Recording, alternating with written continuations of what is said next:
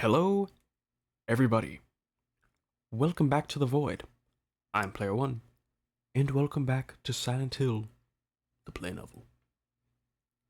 Last time, we went through the hospital a little bit more, got out of there, met Lisa, very cool, and then we did the whole antique shop thing. And now right? We also went to the mall. I forgot about the mall. But now we're back in the hospital.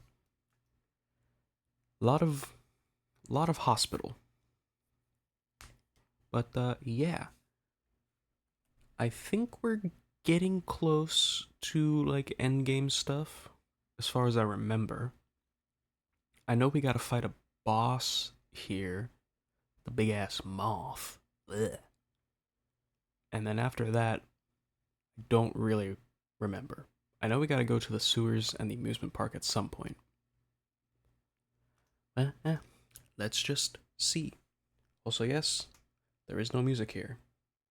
It's kind of weird. I opened the gate to the hospital and then energetically opened the door of the examination room. Inside, Lisa was waiting for me. There's the... Harry! She changes from looking completely exhausted and rushes over to me in an innocent child-like way. Glad you're okay. Glad you're okay. Thank God you came back. I was scared to be here all alone. I'm here now. I was worried too. I'm real happy to see you. I lightly hug Lisa and gently draw away. I then speak while looking into her eyes.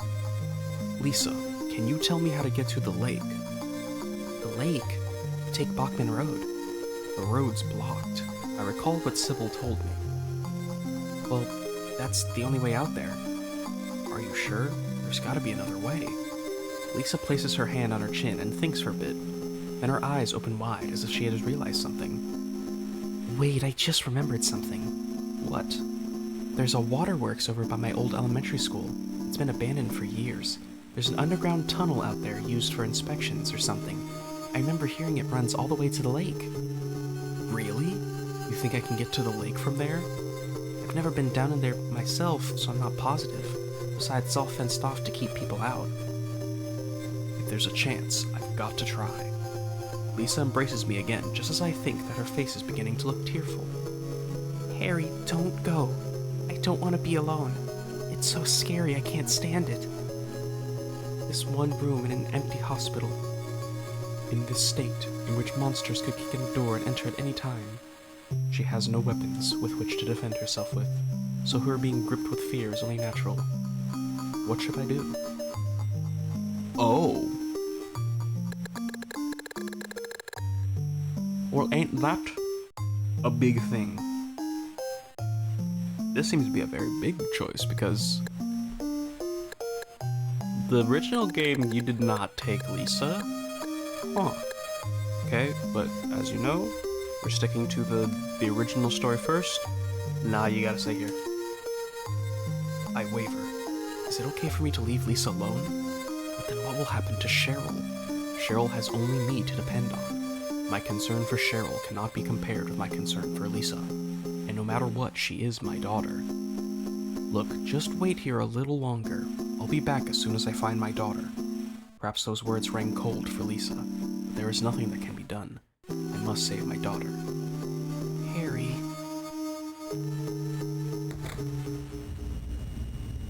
Sorry. I leave the hospital, the water supply installation near the elementary school. I was told that I could go through those sewers and reach the lake that Cheryl was headed toward. I must hurry. As I began to run, I felt something fly over my head. It looks like something is flying in circles in the sky above me, but it is dark, so I cannot see it so well. I climb the metal stairs of the building across the street and then head up to the roof. There we go. There's the fucking thing. What is this? A giant moth. I guess I didn't completely kill it. The caterpillar that I shot at the town center has followed me here. I also forgot those were the same thing. Yeah. And it has matured. It dances against the black sky and is looking down on me. In addition to the poison it can discharge from its mouth, It now has a stinger with which to stick me with. I'm in danger. While I'm obviously going to try to kill it. Boinky. I fire the rifle. However, it is adept in the air and evades my aim, leaving the bullet to hit only air before being swallowed by the darkness. Calm down, I told myself. I must focus on only one target. Well, I would assume the abdomen, because that is the biggest target. Wink. While dodging it, I point barrel of the gun at the soft area below its chest. It adeptly uses its large wings to pursue me, but eventually its strength runs out, and it falls between two buildings. Green liquid leaks from its insides, and its screams echo throughout the town. Well, that was an easy boss. The nightmare still continues. After passing through the sewers connected to the water supply installation near the elementary school, I came up. Oh, wait. We just skipped the whole of the sewers? Okay. Sure. Well, we go back in them, so I think maybe at that point. I came up in the most popular part of Silent Hill, the lakeside tourist spot. However, in spite of this, there is no reason to expect anyone to be here. The area is wrapped in darkness, and in a condition in which it would be impossible to even walk around without a flashlight. First, I decide to enter Annie's Bar, which lies on the road to the lake. As I approach the door, I notice what sounds like a struggle coming from the other side. Oh my god. When I open the door, inside, Kaufman is there. Dr. Michael Kaufman. That is certainly what he said his name was. A monster has him cornered. His back is against the far wall of the bar, and he is out of breath. He did not notice me come into the bar, and looked as if he had lost all hope. I pointed my gun at the monster and fired.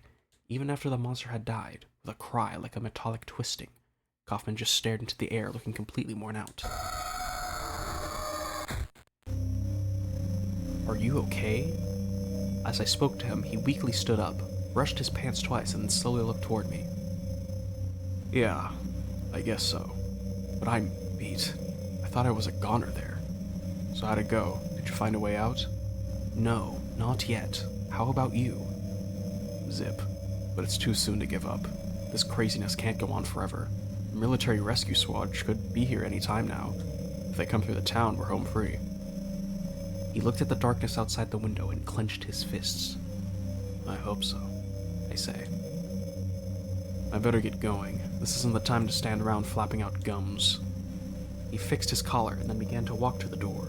He walked as if he were incredibly hungry, and when we reached the door, I asked him the question that had been on mind for quite some time. Kaufman. Ask him about Alessa, show him the picture of Alessa. Eh?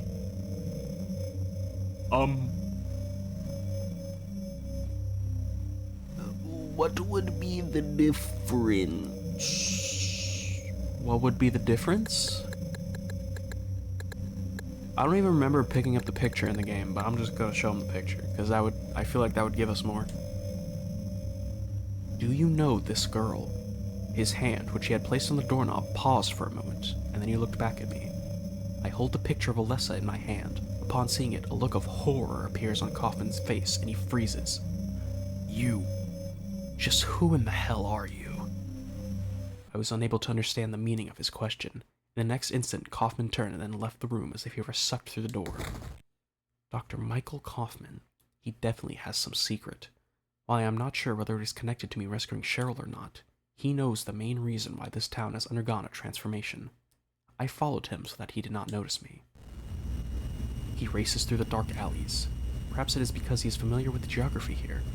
The sound of the harsh wind blowing down from the mountains as it cuts through the eaves of the buildings hides my footsteps and my presence. I continued to carefully tail him, making sure not to lose sight of him. Finally, his small figure opened the door of a certain building and he disappeared inside. He went into a motel, but not into one of the guest rooms. The door he went through is one that is off limits to outsiders and only for use by employees. I press down on my heart, which feels like it's going to explode. With my left hand, open the door that Kaufman just used and head inside. Inside, ancient dust is everywhere, and the room reeks of mildew. It looks to be a garage.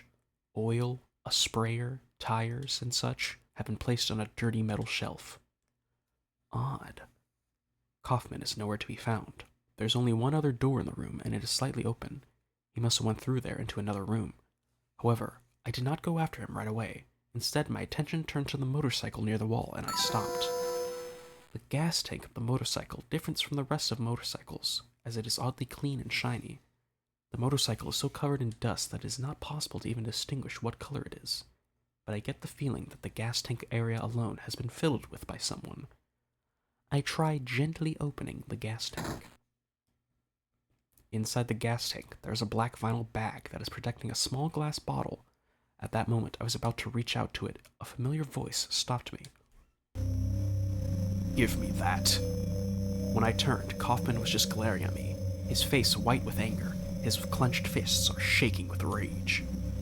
What is this? That's none of your business. Instead of messing with that, how about coming up with a way to get out of here? You shouldn't be hanging around here goofing off. What do you think you're doing? You want to get yourself killed? Get out of here. Even if he had not said that, I understood. I didn't know just how important this small bottle was to him, but I didn't think that it would help me to find Cheryl, so I gave it to him. Okay, take it easy. Unless you want to die, keep your mind on business, got it? Saying that, Kaufman acts calm and leaves the garage. I think, that guy's got to be involved with the local drug racket. Man, was he pissed. And in such a rush, too.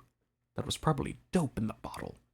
Anyway, better let him do as he pleases. There's more than my life at stake. I then realize that I am wasting time and immediately leave the hotel. I check the map and then head to the greatest part of the sightseeing area, the lakeside. My visible breath brushes by my cheeks, drifting in the air as if to mark my trail, and then finally becoming one with the air around it. And then the area gradually began turning into that nightmarish world. I abruptly come to stop. This time, the change is not instant like before. This town, this world seems like it was being dumped into a demon's body, and I'm filled with the feeling that there is no going back. Something has changed, in a way that cannot be undone. There is a road before me, so I run along on it. That is all I can do. Is there any hope? Is Cheryl alive?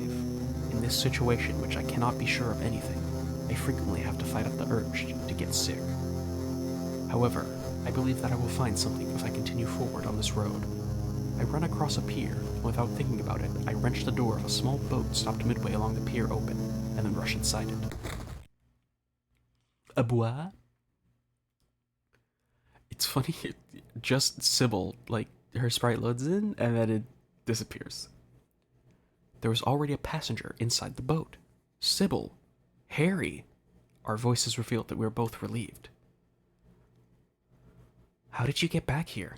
I followed the sewer. Were you the one who cut the fence? Yeah, I'm glad you made it. I was worried about you. You were worried? Where did you disappear to? Never mind. I want to know what's going on here. What is with this town? I condensed all the things that had happened to me into one, somewhat unclear conclusion. I looked at Sybil and began to speak. This may sound really off the wall, but listen to me. You've got to believe me. I haven't gone crazy, and I'm not fooling around. At first, I thought I was losing my mind, but now I know I'm not. It's not me. This whole town, it's being invaded by the other world. By a world of someone's nightmarish delusions come to life. Little by little, the invasion is spreading, trying to swallow up everything in darkness. I think I'm finally beginning to understand what that lady was talking about. Harry, hold on a minute. I don't get it. Look, I don't understand it all myself. I guess I can't explain it. I honestly revealed how I felt. Well, what's making this happen? I don't know that either, but I do know Cheryl is there. There? Under whoever created this darkness, Cheryl is somewhere, and she needs my help. Once I finished explaining everything, Sybil faintly smiled and looked at me as if she was worried. Harry, this whole thing's been a major blow to you. You need to rest. I was let down. This world, its state, and the reason it became like this. I understood, and I wanted Sybil to understand as well. Even though I am a writer, I am cursed by a limited vocabulary. This is something that upsets me about myself. Sybil, As I was speaking, the door slowly opened and I could see someone enter the room. It was not a monster, but a human. The demon is awakening, spreading those wings. Dahlia Gillespie. Was it not as I said? I see it all now. Yes, everything. Hungry for sacrifice, the demon will swallow up the land. I knew this day would come, and what's more, the task is almost finished. There's only 2 left to seal this town to the abyss, the mark of Samael. When it is completed, all is lost. Even in daytime, darkness will cover the sun. The dead will walk, and martyrs will burn in the fires of hell. Everyone will die. So what am I supposed to do? I've got to save Cheryl. It is simple. Stop the demon. The demon taking that child's form. Stop it before your daughter becomes the sacrifice, before it is too late. Stop it. Stop it. What do I do? Go to the lighthouse on the lake and to the center of the amusement park. Make haste. You are the only hope. Look, Harry, I really don't get what's going on, but there's a chance we can save your daughter. I'm in. I'll check out the amusement park. You go to the lighthouse. Sybil. Ooh. Okay, this is different. I definitely think we go to the lighthouse, though. Sybil. Thanks. Gripping her handgun, Sybil left the boat and disappeared into the darkness. You will need to use it. Use what? The Flauros. Only with that can you stop it. Wait, the Flauros? I check inside my pockets, that 4-sided object. However, does Sybil have such an object as well? No, that is not likely. If she did, then she probably would have been able to understand my story a little better. What about Sybil? I considered chasing after Sybil, however my true goal is rescuing my daughter, and Sybil, with the same goal, is risking her life as she heads to the amusement park. I think I should believe in Sybil. No, maybe it is merely my selfishness telling myself that. However, my destination is the lighthouse that is not far from here. To run there is my mission, and my fate. I entered the lighthouse and ascended a spiral staircase to arrive at the roof, and then I could not believe my eyes. A giant crest is present on the floor I am standing on the roof of the lighthouse. The mark of Samael. That is what Dahlia called it. She said I must not let it be completed, that this town is gradually being eroded away by this crest. Alessa was standing there. She looked as if she had just now completed making the mark here, and she just looked at me without any change in her expression. For the first time, we just faced each other, each of us understanding each other to a certain degree. Just as I thought that her eyes showed a little sadness, she turned around and suddenly disappeared as if she had jumped from this tall lighthouse. Alessa, wait! Head back to the boat, rush to the vicinity where Alessa disappeared from. I don't remember going back to the... Do you go back to the boat? I don't remember. Rush to the vicinity where Alessa disappeared from. Wait, please talk to me. I rushed to the area where Alessa was standing. However, there was no trace of her at all. A cold wind blew and ruffled my bangs. I just stood there motionless. Bangs? I don't think Harry has bangs. I don't know. Huh. I can see something. Through the overlapping layers of fog, I can see something that looks like a pale light. Alessa, I said without thinking about it. I had a feeling that I could see Alessa through a distortion in the space there. Alessa. Bravely jump in, the second thought I'd better turn back. Yeah, I definitely don't remember this. Hang on, I'm turning back. Wait. I held myself back. I have a bad feeling about this. I think about Cheryl, and that I cannot take any dangerous chances. And the safety of Sybil, who's working with me to look for Cheryl, concerns me as well. I'd better turn back. In order to return to the boat from just before, I retraced my steps from the lighthouse. The small boat stopped midway along the pier. Perhaps Sybil has returned, and with that expectation in mind, I opened the door leading to the inside of the boat. But... Sybil is not here. Maybe she is still on her way to the amusement park. Or maybe she has already arrived there. Or maybe something has happened to her. Within a current of guessing that raced by like a revolving lantern, I ran toward the amusement park. Alright. That is as far as my memory goes. Anything beyond that is vague, and to give an account of it, I would have to make things up. However, I do not wish to include any fabrications in the story. That is my true intention. In this case, truth is stranger than fiction. But if I said that it was the truth, then I doubt anyone would believe me. I carefully read over the manuscript again. I could never even think about forgetting the detestable events of 7 years ago. What the fuck is this? Huh? Hang on, wait a minute. Wait a minute. I thought we were going through the game. Are you telling me the game has been Harry writing about it this whole time? 7 years ago? Oh, brother. Even now, my body quivers. And because of this, when the request came in, at first I considered refusing because the contents were too similar to the worldview. However, the person in charge pushed me into it. Perhaps it is an overstatement to call this a diary. It is not exactly my memoirs either. I just described those events within the range of my personal tastes. There was no commercial greediness, and I never had the ambition of having the story known by everyone. It is merely a world of self-satisfaction. After looking over the manuscript again, I let out a long sigh, and neatly pushed the stack of papers together, and placed them in the envelope I prepared. I licked the seal of the envelope, and then tightly sealed it. The act of properly sealing the envelope with such feeling seemed like a certain kind of ceremony. Taboo! I turn around, and Cheryl is standing there pouting. Sorry. I've just finished. Sorry to have kept you waiting. Cheryl smiled, returned to her room downstairs, and pulled several of her best outfits out of a wardrobe. Tomorrow's the deadline. If I mail it by tonight, by express mail, it should arrive at the proofreader in time. I'll just be a little longer. I said that to her in front of her room, and then placed my hand on the front door. Zee-dee-dee-dee-dee-dee. The phone rings. Who is it? I stopped and listened to the ringing of the phone. It might be urgent, but Cheryl will probably get it. It's probably the publishing company. They're so impatient. What the hell is happening? This is completely new. I don't know what to do. Why would Cheryl get the phone? Answer the phone. I reluctantly turn and run to the phone. At this hour, the only person I could imagine calling would be someone from the publishing company. Hello? The telephone is silent. Hill?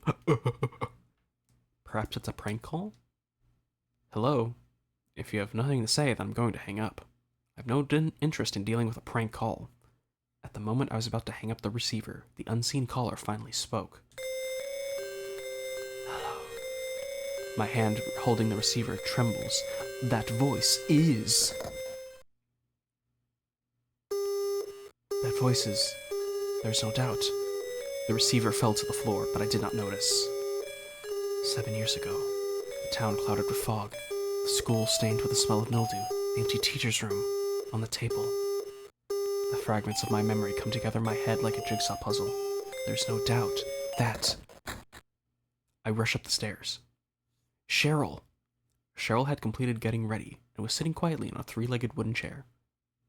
What's wrong? Bubble. I'm sorry, but something urgent has come up. It doesn't look like we will be able to go to the amusement park. I'll have to leave you here alone, but will you be okay? The expression that I expected appeared on Cheryl's face.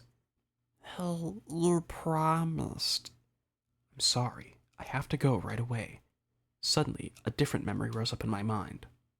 The town with a lake, the pier in the darkness, the lighthouse at its end. The man who saved me, and then, definitely next to... Cheryl, I've changed my mind. Why don't you come with me? Where to? This time, I spoke with confidence. Silent Hill. Yes, the lighthouse in Silent Hill. We're going to help someone that's in trouble there. I took my May's daughter's hand in mine, and we bolted out of the house.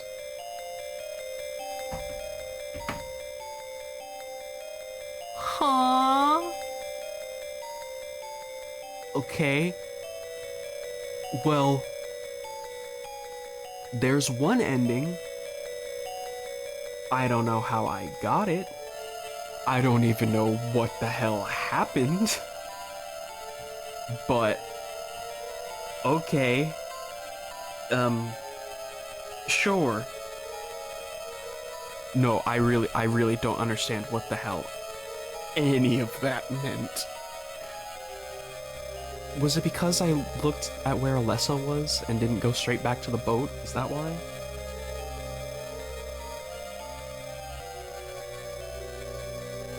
It just ended there, and then oh, 7 years later, who was on the phone? What do you mean the man who saved me? Huh? Why are they going to the lighthouse? I don't understand anything that just happened there. Can I skip this? Can I skip this? I can? Okay. Harry goes back to the phone. And we got a card. Alright. Yeah, I don't know what the hell that was. But hey, we got a card. We got a card. Well, no, hang on. How do I...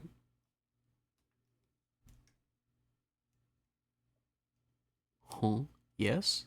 Yes? What the hell is that? I don't know what this is. I'm trying to get to the other page.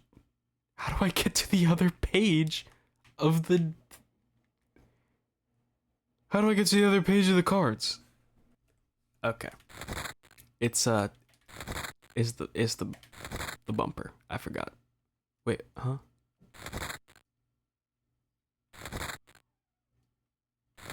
Where's my goddamn card? Okay. I don't understand how this works. I don't understand how this works. Continue? Ooh. I did hear about this. Okay. So also, in this game, you don't just play as Harry. You also play as Sybil. And I guess we have that now. But no, we've not even gotten the regular ending. So we're not gonna do that. Okay. Now, how do I...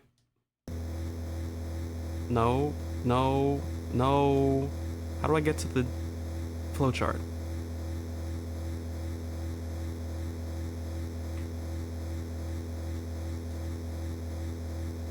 How do I get flowchart? Please? Flowchart. Why is the dialogue blue now?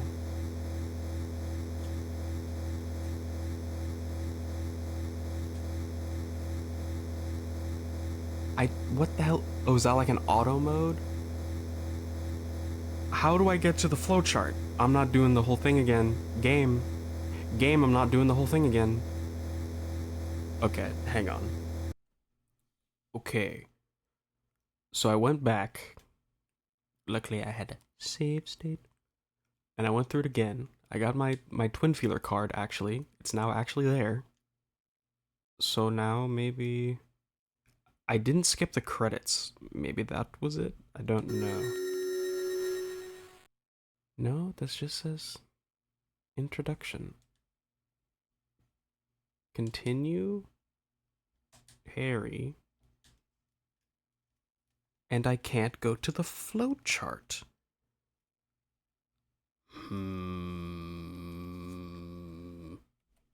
Okay, here we go. So in order to get back to the flowchart, you have to get past the first little introduction scene with him driving the car and then crashing. Only then can you get back to the flowchart. For some reason. Alright. And yes, you have to let the credits play to unlock the card. That's kind of dumb. But here we go. Now, the game is open. Now the game is open. Hooray. And, since I have this chance, I'm just gonna go back to the ending we just got, and I'm gonna pick the other option, because that should be another free card. Chapter 15.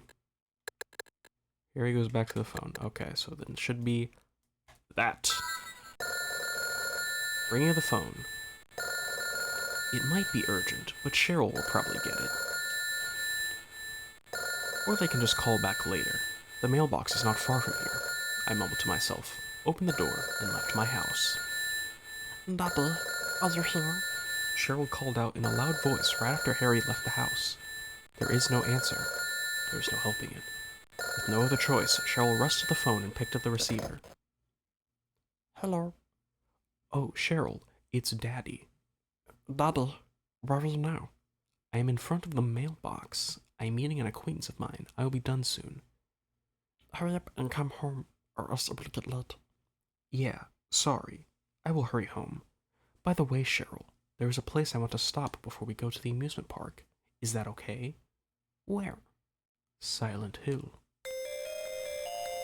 Okay, another wacky ass ending. I still don't get what that means. Also, just want to say that it did say 7 years had passed, and Cheryl looked the exact same, which makes sense. It does make sense, but also not really. But I don't know. I don't know what these endings mean. But hey, I did them. I did them, and there we go. Also, yes, I'm just gonna do that because I'm not sitting through these credits every time. They're kind of slow. But there we go. We have 2 endings. Very nice. I don't know how many there are, but we'll just have to see. Yeah. I wonder if any of these endings will be better than like the normal ones from the regular game. Leave it to Cheryl. We got the study card. And then is it there? It's there. Okay. Now sadly, this is the save and the continue, and yeah.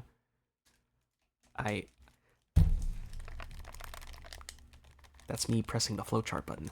I have to go through the this every time, which is kind of really dumb. Why? This is stupid. Why is this not part of the flowchart? That's really dumb. Okay, and now we're good. Weird. Very weird. Very strange game. But there we are. 2, count 'em, 2 endings. How many there are, I have no idea. There's been quite many options, so I'm a little scared, a little bit, but it should be fine. Should be fine. Yeah. All right. Well, I've been Player One, and I'll see you next time when we hopefully get back to the regular ending and get the regular ending. So then, like, all of the chapters are open and stuff. Hopefully. I still don't remember how the regular game goes. All right.